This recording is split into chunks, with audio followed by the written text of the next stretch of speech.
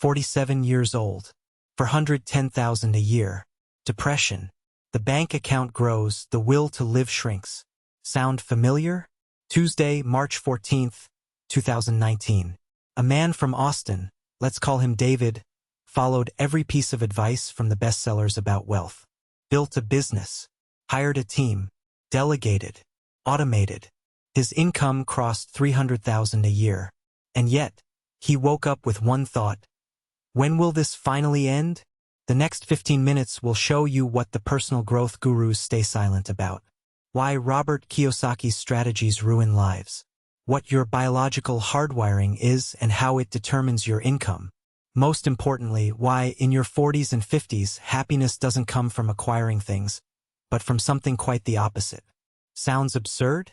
It works with frightening accuracy. David is a hypothetical example, compiled from dozens of real stories. Imagine this: an IT consultant from Houston, 44 years old, 15 years in a corporation, stable salary, boring as hell but comfortable. Then Robert Kiyosaki's The Cash Flow Quadrant landed in his hands. Kiyosaki convinced him, being an employee is for losers. Real money is in entrepreneurship. David quit. September 2015. Opened a consulting firm. Everything by the book. Cold calls, sales funnels, quick solutions for clients. First year, hell. Second, worse. Third, breakthrough. Revenue $280,000. Fourth year, $340,000. Fifth, $410,000. From the outside, a dizzying success. On the inside, a slow-moving disaster. David hated sales. He was sickened by the need to get pumped with positivity every day. Cold calls caused such anxiety that his hands would go numb even before the first ring. But isn't that what all successful people do? Push through it. Discipline solves everything. Get out of your comfort zone. By 47, he had earned his first million after taxes. And for the first time, he was seriously Googling the symptoms of clinical depression. Stop. Right here is where everything flipped. A chance meeting with a former colleague at a coffee shop on Congress Avenue. A casual conversation. And one phrase, "David, do you realize your brain is biologically not designed for commerce?" It sounded like complete nonsense. But this very thought triggered a chain reaction that, over 18 months, changed everything, from his income to his sense of being in this world. Here's what was happening with David before that meeting. He followed all the right strategies of the 21st century. Read Tim Ferriss. Listen to podcasts about passive income. Attended mastermind groups for entrepreneurs in Austin and Dallas. Every coach said the same thing: you can do anything, you just have to want it. Weaknesses? Work on them. Can't sell? Learn. Afraid of the camera? Build a personal brand through the pain. Sound familiar? That feeling of doing everything right. But inside, it's like someone turned off the lights. David tried. Recorded videos for YouTube. Deleted them. Recorded again. 30 takes for one video. In the end, he abandoned the channel after 4 posts and 200 views. Hired a sales coach for $8,000. He taught mirroring techniques and emotional triggers. David memorized scripts. Practiced. Clients came, but every contract drained him like he was hauling rocks up a mountain, and the mountain was growing faster than he could climb. Meanwhile, the business grew, but David felt the wheel spinning faster, and getting off was impossible. Then came that conversation in the coffee shop. Tuesday, 10 a.m. May 7th, 2019. It smelled of over-roasted Arabica and air conditioning. A former colleague, Mark, was doing something strange. Consulting companies on vector psychology. David was hearing this for the first time. Listen, Mark stirred his latte without looking up. You're a classic anal vector. Slow, detailed, deep expert. People like you are biologically opposed to the chaos of sales. David frowned. What do you mean, anal? Mark chuckled. There is a popular, though academically controversial, concept called systemic vector psychology. It's based on the idea of evolutionary roles in the primitive tribe. 8 types of neural processors that people are born with. Each one was responsible for the group's survival on the savannah 100,000 years ago.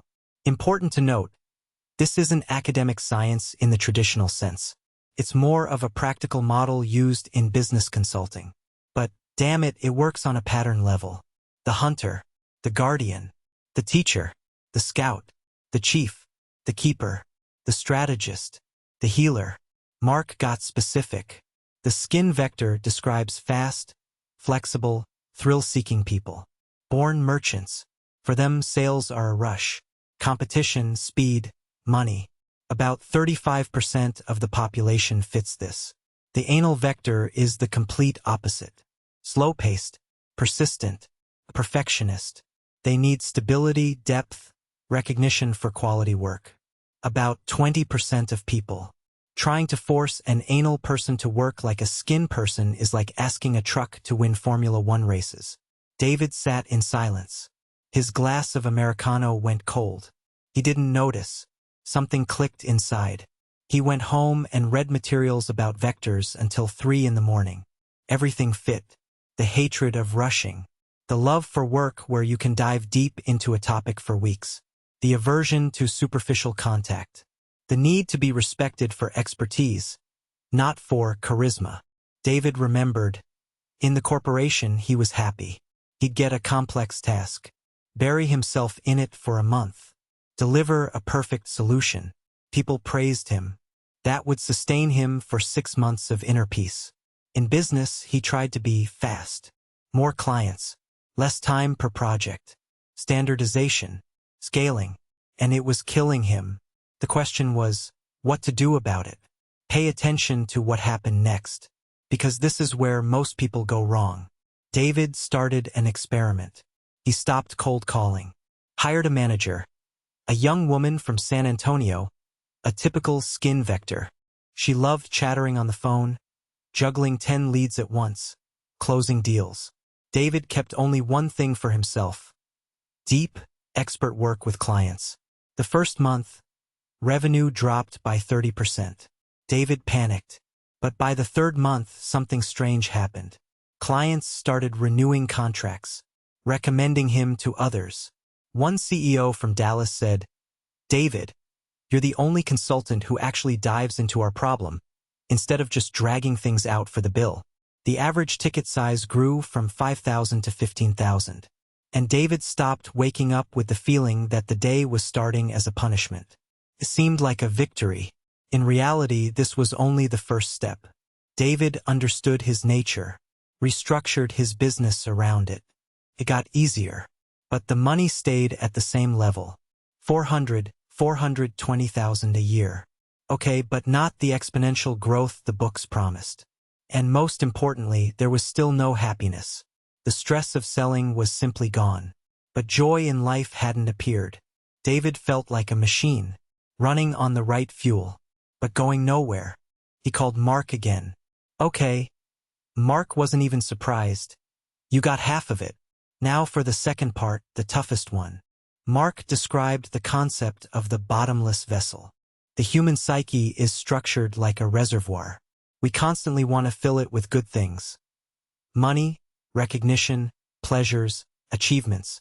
The problem is, the vessel has no bottom. No matter how much you pour in, it never gets full. This, by the way, isn't esoteric. Psychologists call it hedonic adaptation.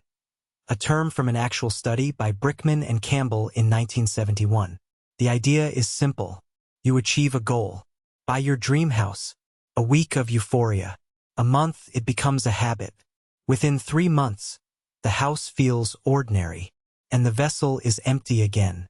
Next goal. Next purchase. Next achievement. An endless race. When you're past 40, Mark spoke more quietly than usual. This mechanism finally breaks down. The brain no longer believes that happiness will come through getting. And this is where people either fall into depression, or they find a way out. David was alert. What way out? Giving. David thought, charity. Started donating money to animal shelters in Austin. 10% of profit. 20. 30. The first couple of times felt good. Then it became mechanical. It didn't bring more joy. Not like that. Mark shook his head. Money is easy. You write a check and forget. You need to give of yourself.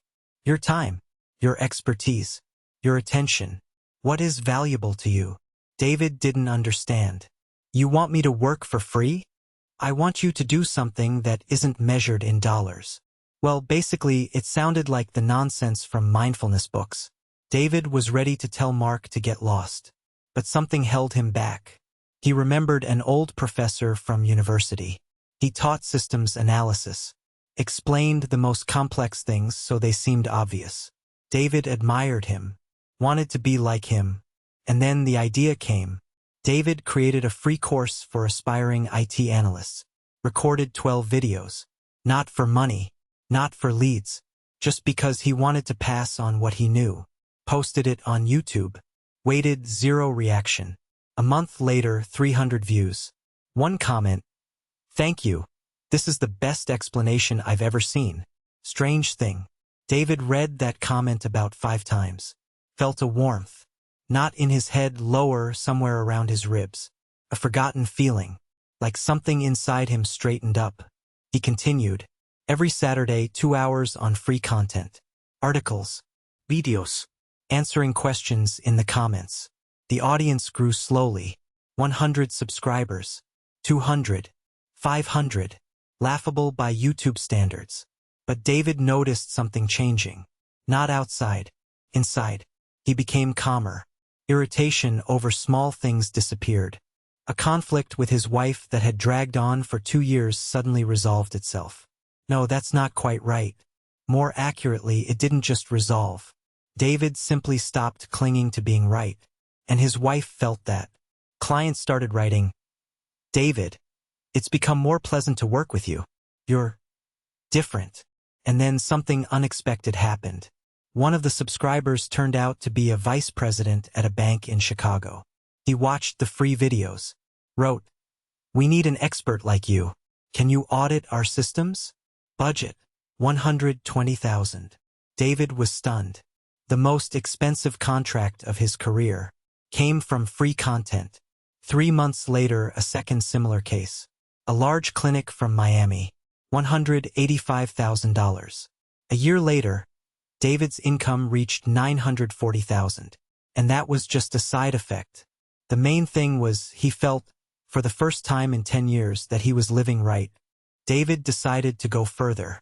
Mark had mentioned a third element, connection to the source. Sounded esoteric, almost religious. David was agnostic, but curiosity won. Mark put it simply, the source is the feeling that you are part of something bigger. Not a cog, not a lone fighter, but an element of a system that has meaning. For some, it's God. For others, nature. For others, humanity as a single organism. The main thing is to escape the trap of me against the world. David tried a simple practice. Every time someone annoyed him, a client, his wife, a stranger in a store, he asked himself the question, how can I be useful to this person right now? Not, what do I need from him? Not, how can I change him? But how can I help? The first week, it seemed idiotic. But then, a client who always delayed payments suddenly transferred the money himself. His wife suggested a trip together, for the first time in a year and a half. Even a random fellow passenger on a plane from Austin to New York turned out to be a useful contact. Coincidences? Maybe. But there were too many of them. David noticed a pattern. The more he gave not money but attention, time, expertise, the more easily opportunities came. Not through the law of attraction and visualization, but through simple mechanics. People felt his sincerity, and they wanted to work with him. One CEO said directly, "David, you're the only consultant who asked the question, what do you really need? Instead of, here are my services, buy them." The paradox. When David chased money, it came with pain. When he started giving, it came easily. But the strangest thing wasn't that. David discovered he no longer needed millions. 900,000 a year was more than enough. He had a house. He had a car. Travel as much as he wanted. The race was over. Not because he reached the finish line, but because the finish line didn't exist. David understood something. Not 3 points from a textbook. Rather, one thing but from different angles. Your nature is not a limitation. It's an instruction manual. Try to live against your biological hardwiring. You break. Work with it, you thrive. And one more thing. Happiness in maturity doesn't come from accumulating things, but from giving them away. This isn't a moral lesson. It's neurobiology.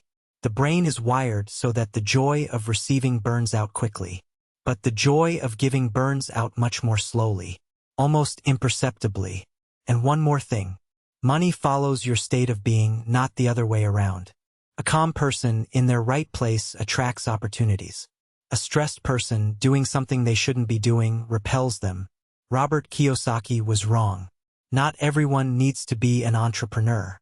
Some people are biologically better suited to being highly paid experts. And that's normal. The coaches were wrong. Work on your weaknesses is the worst advice. Strengthen your strengths. And the spiritual gurus were wrong. Happiness isn't in renouncing action. It's in taking the right actions directed toward others.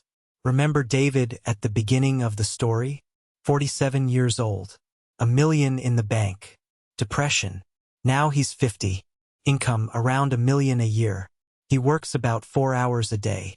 The rest of the time, free content helping beginners, time with family. Depression? Gone without pills. What changed?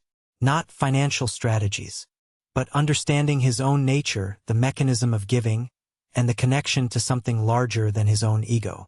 Are you over 40? Then you know this. Achieve a goal, a week of euphoria. Then emptiness. Again and again. Stop chasing numbers. Find your processor. The one that's wired into you by nature. Turn it on. Do what comes easily and monetize that. Don't break yourself trying to meet someone else's standards. Learn to give. Not just for show. Genuinely. Time. Expertise. Tension. What is valuable to you? This isn't altruism. It's a mechanism that works after 40 better than any strategy from books. Try an experiment. 1 week. Whenever you feel irritated, ask, how can I help this person right now? Not, what do I need from them? But how can I help? See what changes. Write the result in the comments in a week. I'll read every one. Hit like if this resonated. Subscribe if you want more breakdowns like this. The algorithm is simple. The more reactions, the more people will see this. And now, the main thing. State of being comes first. Money comes second. Remember this. Write it on a sticky note and put it on your monitor. A joyful person in their right place attracts money. A miserable person in the wrong place repels it. No matter what strategies they know. A question for you. Have you ever felt like you were doing something you weren't meant to do?